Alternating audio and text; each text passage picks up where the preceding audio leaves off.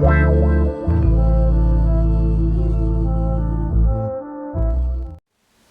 une recette économique dès le matin, il vous faudra une baguette, de la veille de préférence. Celle-ci vient du boulanger, je l'ai payée 85 centimes.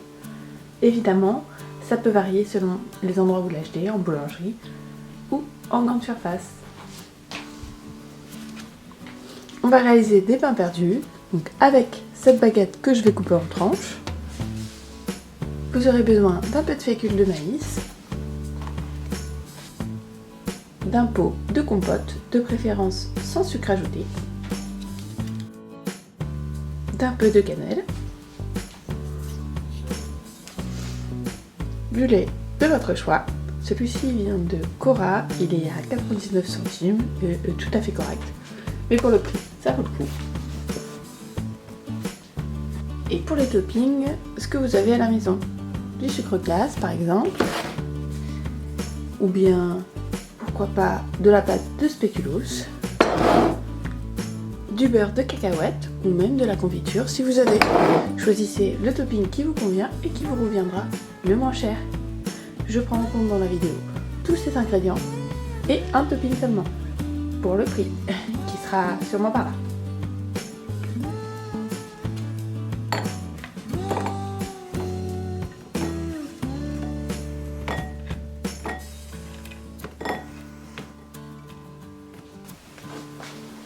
Je les mets de côté, le temps de préparer le reste.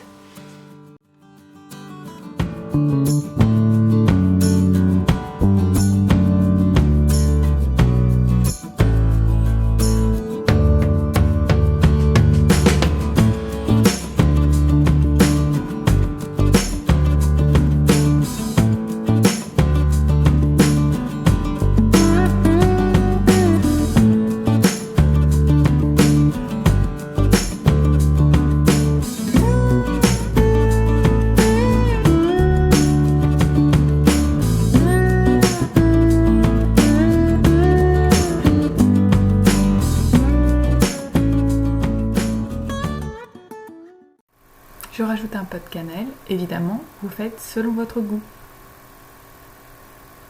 Et maintenant, on rajoute le lait petit à petit, jusqu'à ce que vous obteniez la texture voulue et la quantité voulue, bien sûr.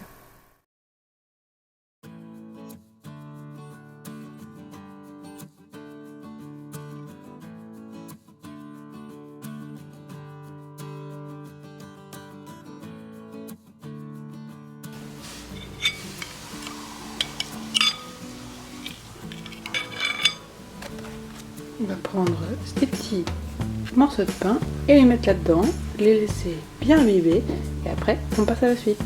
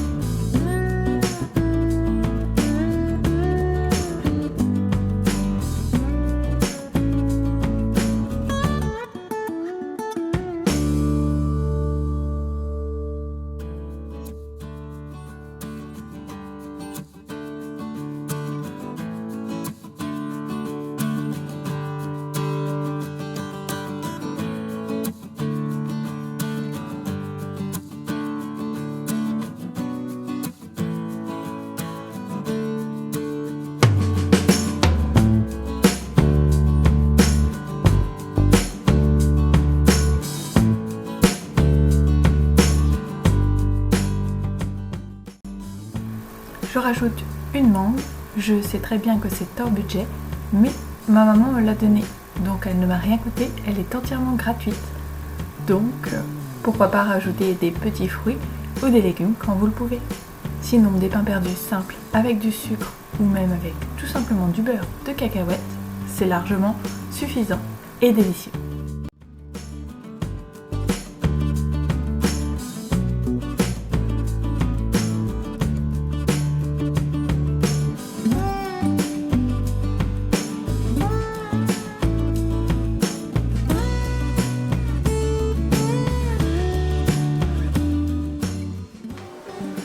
On passe aux ingrédients de la recette économique de ce midi.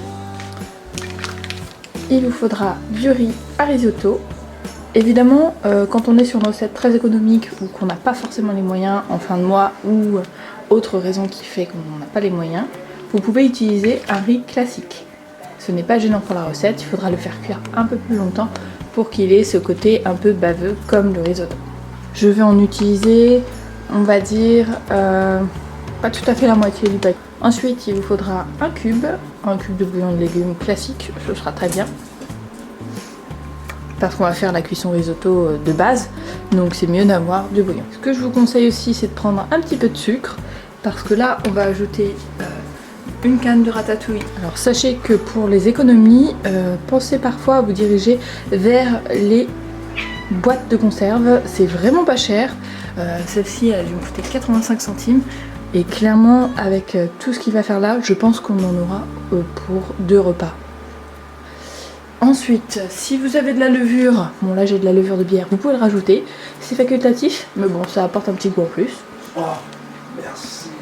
Et évidemment, les épices les plus importantes, donc l'ail, le chili, le paprika fumé. Donc là c'est Ducros qui fait ça et on commence à en trouver en supermarché classique. C'est plutôt pas mal parce que chaque fois si je voulais du paprika fumé c'était sur internet, donc je trouve ça plutôt cool. Un peu d'herbe de Provence pour relever le goût de la boîte de conserve. J'ai déjà fait cette recette pas mal de fois, personnellement je l'aime bien, mon copain aussi. Pour nous c'est une valeur sûre, même si on a les moyens de temps en temps de faire des courses, ça peut être pas mal quand il reste plus rien dans le frigo ou juste par flemme, ça peut être bien aussi. Mais sachez que c'est économique, idéal quand on a la flemme, rapide et voilà. Je commence d'abord par y mettre le riz.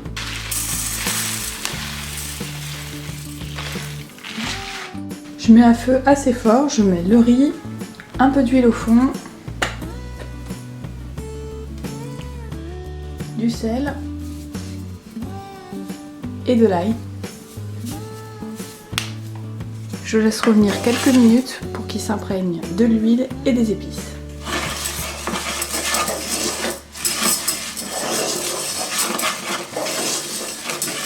On va pouvoir y mettre le cube de bouillon et verser l'eau chaude petit à petit.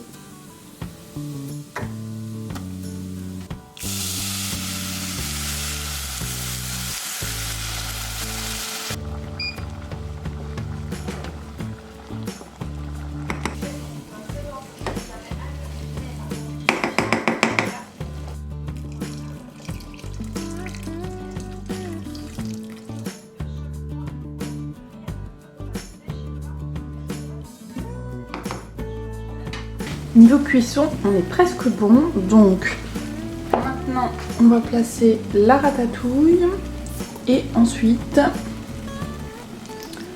les haricots rouges. Je ne les vide pas, vous pouvez, hein, mais ça va me permettre de faire gonfler le riz et finir la cuisson.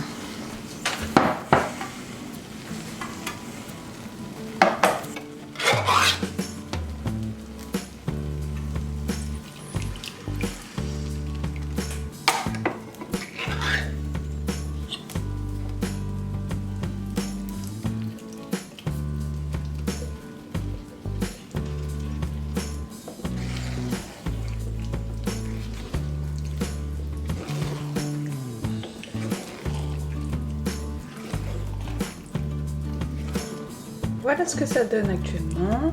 Je vais rajouter un peu de sucre pour casser l'acidité. On va laisser finir la cuisson et on rajoutera le reste des épices à la fin.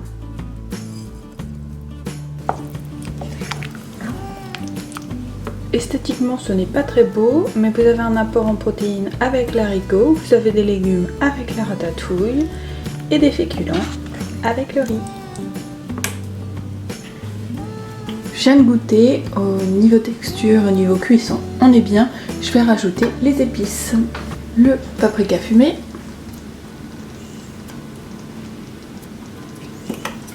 le piment, les herbes de Provence,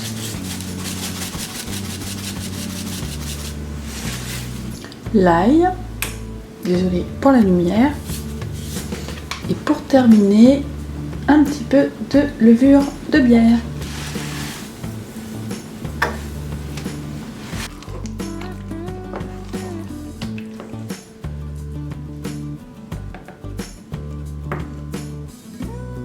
L'assaisonnement est impeccable, hein. Je viens de goûter, c'est top.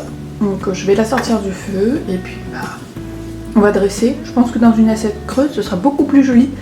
Et mettre un petit peu de levure par-dessus, ce sera le top.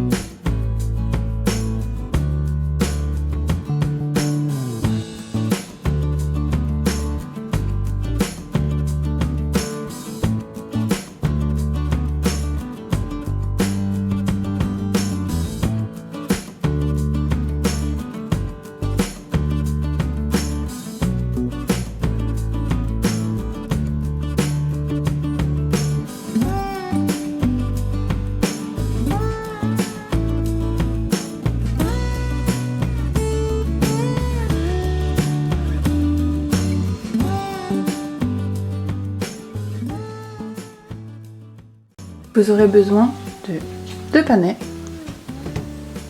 4 pommes de terre, un oignon,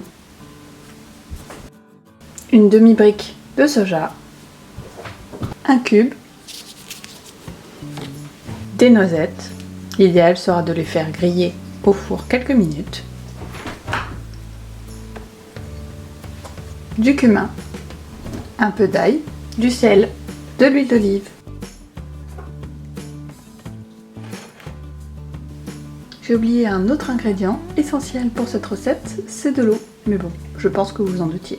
Nous allons réaliser une soupe de panais à la noisette. Comme le panais est un légume de saison, il ne vous reviendra pas très cher et il est facile à trouver dans les magasins. Le plus cher de cette recette, ce sont les noisettes. Mais j'ai une petite astuce. Moi, ce sont mes parents qui me les ont données car ils ont un noisetier. N'hésitez pas à demander à vos amis s'ils ont des noisetiers ou à les voir dans les champs ou des fois sur les trottoirs de vos voisins.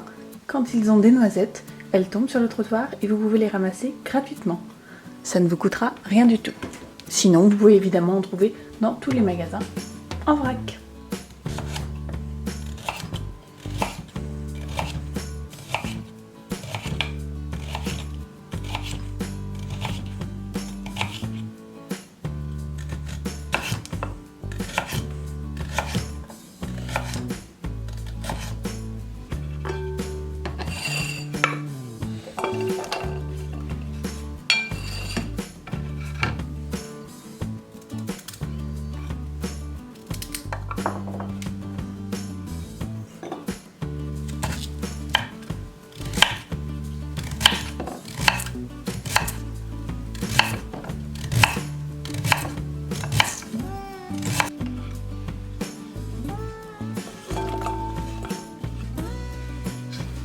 Coupez les panais grossièrement. Et ensuite, on enchaîne avec les autres légumes.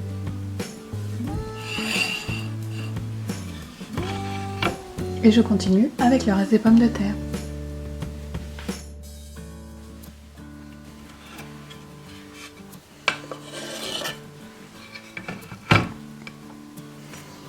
Et pour terminer, l'oignon.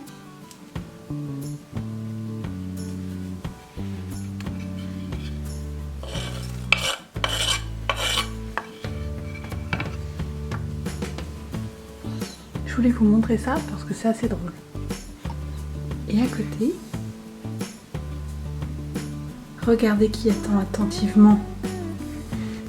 Quand il y a de la bouffe, hein, on est là, hein. Hein, petite patate. Oui, prêt au flag.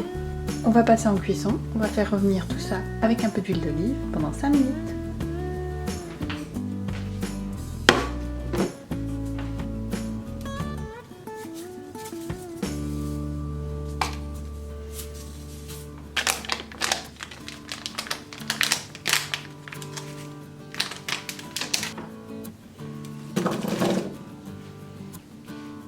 Je viens d'ajouter tous les légumes, l'huile et les épices, donc du cumin, de l'ail et du sel. Je les fais revenir 5 minutes à feu vif pour qu'ils prennent un petit goût un peu doré et ensuite on passera la cuisson à l'eau. Finalement, j'ai opté pour une cuisson à la poêle, ce sera beaucoup plus économique que d'allumer le four pour ça.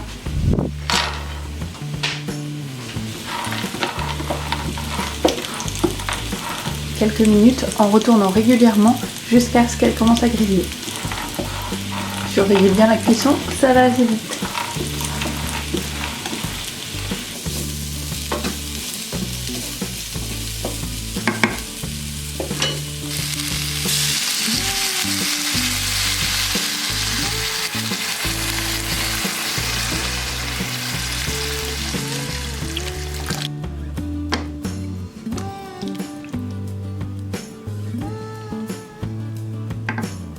Laissez cuire au moins 20 minutes et vérifiez en plantant un couteau dans les légumes s'ils sont cuits. Bon.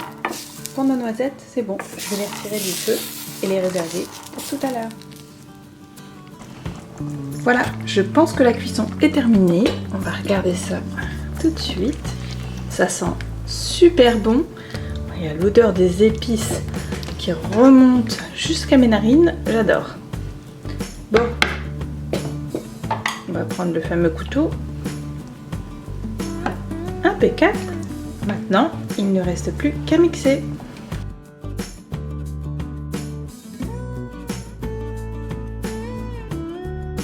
Il ne reste plus qu'à goûter et à assaisonner selon vos goûts. Personnellement, je la trouve parfaite comme ça. Je vais la laisser comme ça. J'ai écrasé mes noisettes torréfiées. Je prends aussi ma crème de soja.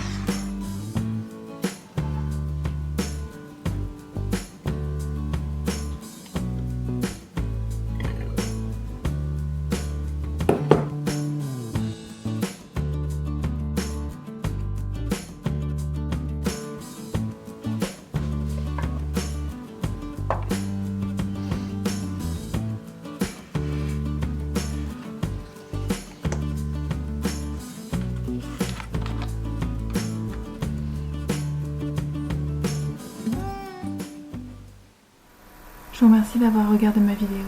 Ça y est, nous avons dépassé le cap des 300. Je suis ravie. J'espère que cette vidéo va vous plaire, comme les autres d'ailleurs. Et pensez qu'il est tout à fait possible de faire des économies en faisant des recettes simples et rapides, comme j'ai voulu vous le montrer dans cette vidéo. Pour 6 €, 3 repas et une journée. On peut évidemment faire beaucoup plus simple, mais ça, après, c'est à vous de voir. Je vous dis à très bientôt. Prenez soin de vous. Bye.